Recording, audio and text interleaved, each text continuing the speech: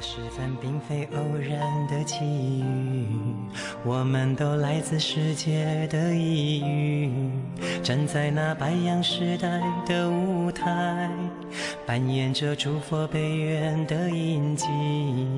暮色又轻轻染红着大地，海里的浪花推弄着潮汐，徜徉在诗人慕德的情怀，砥砺在天地浩瀚无畏风雨。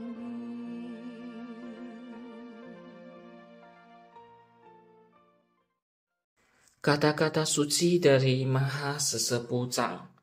Perkataan menjaga perbuatan, perbuatan menjaga perkataan. Di masa lalu, para suci sangat memperhatikan perkataan dan perbuatan. Perkataan menjaga perbuatan, perbuatan menjaga perkataan. Yang berarti setiap ucapan yang dikeluarkan harus mempertimbangkan apakah dapat dilaksanakan, dan setiap tindakan yang dilakukan harus sesuai dengan apa yang telah dikatakan. Dengan demikian, banyak kesalahan dapat dihindari. Inilah yang harus dipelajari oleh seorang pembina ketuhanan. Dalam kitab Zhuangzi di bab memahami kehidupan, disebutkan bahwa mereka yang memahami hakikat hidup tidak akan mengejar apa yang tidak ada dalam kodratnya. Memahami berarti mengerti secara mendalam, sedangkan hidup mengacu pada sifat alami kehidupan, merujuk pada sifat dasar manusia. Jika seseorang dapat memahami hakikat sejati dari roh sucinya, maka ia tidak akan melakukan hal-hal yang tidak sesuai dengan roh sucinya. Apa yang ada di dalam roh suci? Apa yang tidak ada? Ajaran Konfusius mengajarkan mengenai 3 hubungan utama dan 5 sifat mulia, 5 relasi dan 8 kebajikan. Semua hal baik ini sudah ada di dalam roh suci setiap umat. Tugas seorang pembina ketuhanan adalah mengembangkan semua kebajikan ini dengan sempurna. Sementara itu, keserakahan, kemarahan, kebodohan, dan nafsu adalah hal-hal yang tidak ada dalam roh suci sejati, sehingga harus segera dihapuskan.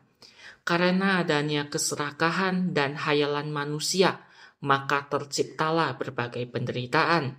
Jika tidak ada keserakahan, maka tidak akan ada kerisauan. Masalah dalam perkataan dan perbuatan dapat muncul karena kurangnya berpikir secara bijak. Saat orang bertengkar, sering terdengar, mari kita bersikap rasional. Jika kita dapat selalu berpikir secara bijak, maka segala sesuatu akan dapat diselesaikan dengan sempurna. Setiap orang memiliki sisi yang baik, yang merupakan pemberian dari Tuhan. Sisi baik setiap umat harus terus dipertahankan dan disebarkan secara luas, agar orang lain dapat terpengaruh dan menjadi lebih baik lagi. Dengan demikian, jalan ketuhanan ini akan dapat menyebar ke seluruh penjuru dunia. Sebenarnya, semua orang pada dasarnya baik. Keburukan muncul karena pengaruh nafsu duniawi. Demi untuk mengejar kesenangan duniawi, hati manusia kian hari kian memburuk. Setelah mendengar banyak dharma, berapa banyak yang telah kita perbaiki? Banyak orang merasa, kenapa harus memohon ketuhanan?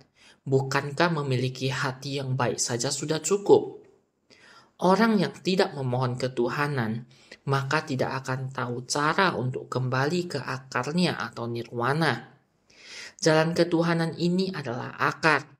Jika tidak mencari akar ini, bukankah kita hanya akan terus terombang-ambing dalam lingkaran hidup dan mati saja, dan akan terus menganggap dunia yang penuh noda ini sebagai tempat tinggal yang abadi. Mayoritas manusia hanya melihat yang ada di depan mata, namun tidak memperdulikan yang akan datang. Namun, jika benar-benar dapat melihat yang ada di depan mata, maka itu sangatlah baik. Apa yang dimaksud dengan melihat yang ada di depan mata? Yaitu kedua mata harus lihat ke dalam diri. Inilah arti sesungguhnya dari melihat yang ada di depan mata. Pada realitanya, semua orang hanya akan melihat keluar, bukannya ke dalam. Orang yang berkebajikan tidak akan sendirian. Pasti akan ada orang yang menyertainya. Orang yang dapat melihat ke dalam dirinya, pasti ada tetangganya. Seperti dalam Alkitab disebutkan bahwa Yesus disalibkan di antara kedua penjahat atau dua orang. Inilah yang disebut dengan tetangga sejati. Merekalah yang menyaksikan secara langsung urusan besar kelahiran dan kematian. Maka dikatakan sejatinya kita tidak akan sendirian. Melihat ruangan ini penuh dengan umat yang mendengarkan Dharma adalah hal yang paling membahagiakan bagi saya. Namun, ini bukan hasil yang mudah untuk dicapai. Selama lebih dari 40 tahun di Taiwan, dengan tanpa lelahnya membabarkan ajaran Dharma, sehingga pada akhirnya berhasil menemukan beberapa orang di mana dapat saling menyatukan hati dan kebajikan dalam menemukan jati diri Buddha dan tidak melupakan asal-usulnya. Pada mulanya, semua manusia memiliki watak diri yang baik. Akan tetapi, untuk menjadi jahat jauh lebih gampang daripada belajar untuk menjadi baik. Ibarat seseorang yang berada di tepi sungai, jika tidak hati-hati, ia bisa terjatuh dan terseret arus dengan cepat. Namun, untuk naik kembali dibutuhkan usaha yang sangat besar. Kita semua adalah murid dari satu guru. Jika ada yang terjebak dalam penderitaan, kita harus mengulurkan tangan, menyelamatkan mereka, mengingatkan sesama untuk benar-benar hidup sebagai manusia dan menjalani kehidupan yang bermakna. Ini adalah kewajiban kita sebagai manusia. Manusia perlu saling membantu. Kita adalah makhluk sosial yang tidak dapat hidup sepenuhnya sendirian. Hanya dengan saling mendukung, kita dapat menciptakan dunia yang harmonis. Segala sesuatu di alam semesta ini juga saling bergantung dan berkaitan satu sama lain. Kita hidup di zaman ini dengan membawa misi suci dari langit, yaitu melintasi umat yang berjodoh. Jangan lupa bahwa kita semua adalah anak langit. Jangan sampai terlena pada kenikmatan duniawi. Tugas kita di dunia bukan untuk mengejar kenikmatan duniawi. Lakukanlah yang memang menjadi kewajiban kita. Sedangkan untuk hal yang bukan kewajiban kita, jangan sampai terikat olehnya. Yang disebut dengan memegang teguh pada kewajiban berarti mempertahankan bagian yang telah diberikan. Terimalah sesuai porsinya dan jangan menuntut lebih. Hidup sederhana dan hemat adalah yang terbaik. Jangan menyia-nyiakan uang, apalagi waktu. Gunakan waktu untuk hal-hal surgawi. Saat dalam keadaan bergerak, lintasilah umat yang berjodoh. Saat dalam keadaan tenang, lintasilah diri sendiri dan hindari melakukan hal-hal yang tidak berguna. Latihlah diri sendiri agar bisa ulet dan bisa menahan penderitaan. Percayalah bahwa pada akhirnya akan dapat kembali ke asal kita nirwana.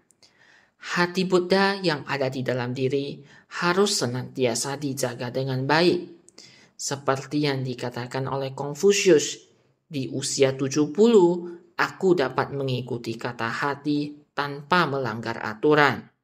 Seorang pembina diri harus berlatih untuk tidak melampaui lingkaran kebenaran. Jika melampaui dari lingkaran tersebut, maka dikatakan sudah keluar dari jalurnya. Meng Tzu berkata, hati ini janganlah goyah. Apa yang dilihat mata, didengar telinga, dicium hidung, dirasakan lidah, dan dipikirkan oleh hati adalah godaan yang membuat hati tergoyah dan terjerumus dalam nafsu. Itulah yang menyebabkan hati manusia kian hari kian memburuk. Seorang pembina diri harus tetap teguh dalam menghadapi segala perubahan. Hati nurani dan hati ketuhanan harus selalu berada di dalam diri. Jika setiap tindakan dapat selaras dengan kebenaran sejati ini, maka tidak perlu khawatir akan bencana, karena tujuan utama dari membina diri adalah untuk mengembalikan watak sejati setiap umat. Jika dapat sepenuh hati dalam menjalankan pembinaan diri, maka serangan penyakit dan iblis akan dapat berkurang, kecuali karma masa lalu terlampau berat. Ketika energi positif melimpah, maka energi negatif akan terusir, seperti sinar matahari yang memantul dari benda putih. Asalkan kita terus berbuat kebajikan, pada akhirnya kita akan mencapai pencerahan.